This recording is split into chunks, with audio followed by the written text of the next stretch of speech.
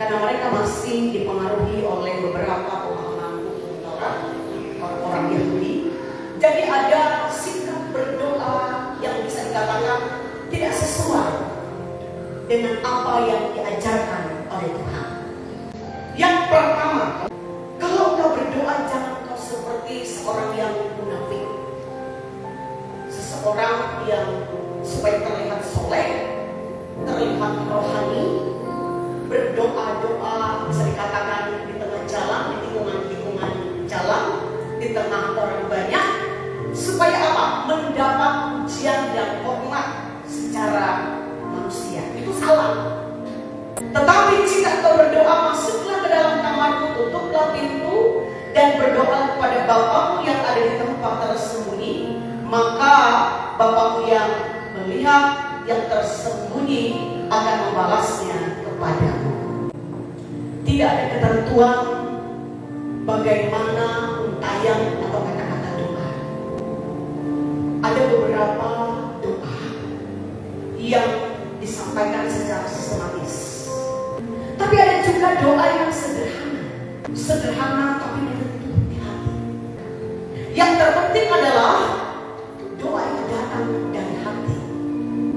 Doa itu tentunya datang dari sebuah keyakinan, kepercayaan bahwa ketika kita berdoa, meskipun kita tidak melihat, tapi kita percaya dan Tuhan dengan keajaiban akan bertindak dengan waktu yang tepat.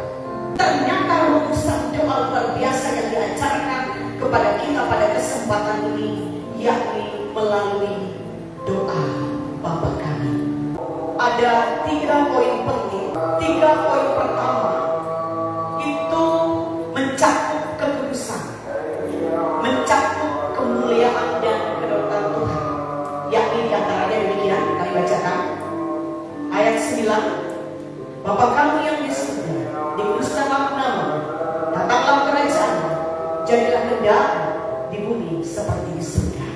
Nah ini Bapak Ibu sekalian membuktikan kekudusan dan kemuliaan Tuhan bekerja secara ajaib, karena Dia pemilik bumi dan jagat raya serta seisinya.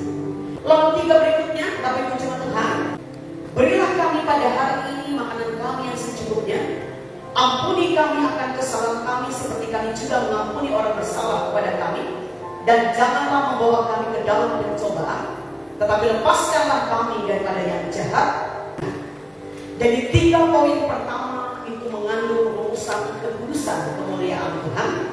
Dan rumusan 3 berikutnya adalah menggambarkan kehidupan kita manusia sehari-hari. Yang pertama, kebutuhan sandang pangan, papan, kemudian perlindungan, keselamatan, bahkan hubungan internal, hubungan sosial kita dengan orang di sekitar kita. Jadi luar biasa doa Bapa Kami ini sudah sangat lengkap dan sempurna. Siapapun bisa mengucapkannya, tidak hanya dihafal, tapi dihayati dan juga diimani. Yang patut dicatat adalah sikap bagaimana kita berdoa. Yang pertama, berdoalah dengan kesungguhan hati kita masing-masing. Saya mau berbagi sedikit, Bapak Ibu jemaat Tuhan. Berdoa itu bukan berarti tidak penting konsep, bukan berarti tidak penting poin, tapi berdoalah dengan hati, berdoalah dengan keyakinan, berdoalah dengan kepercayaan kepada Tuhan, dan Roh-Nya akan memimpin kita untuk mampu berdoa. Tuhan akan memampukan kita berkata-kata, bahkan Tuhan akan memampukan kita untuk mengungkapkan sesuatu yang barangkali tersembunyi secara manusia, tapi tidak tersembunyi oleh Tuhan karena kekudusan dan kemuliaan Tuhan. Jawaban doa itu ada 3. Pertama, pada saat kita berdoa, Tuhan segera jawab. Yang kedua, ketika kita berdoa, Tuhan jawab, aku mau melihat kesetiaan-Mu. Tuhan bisa menjawab ya, Tuhan bisa menjawab segera, Tuhan bisa menjawab yang saya katakan tunggu, dan Tuhan juga bisa menjawab tidak.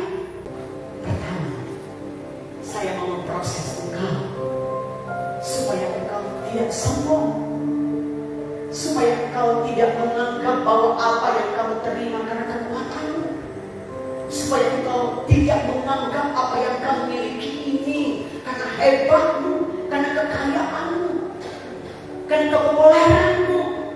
Atau mungkin barangkali aku tidak menjawab doamu karena engkau belum mengampuni orang yang belum menerima kamu.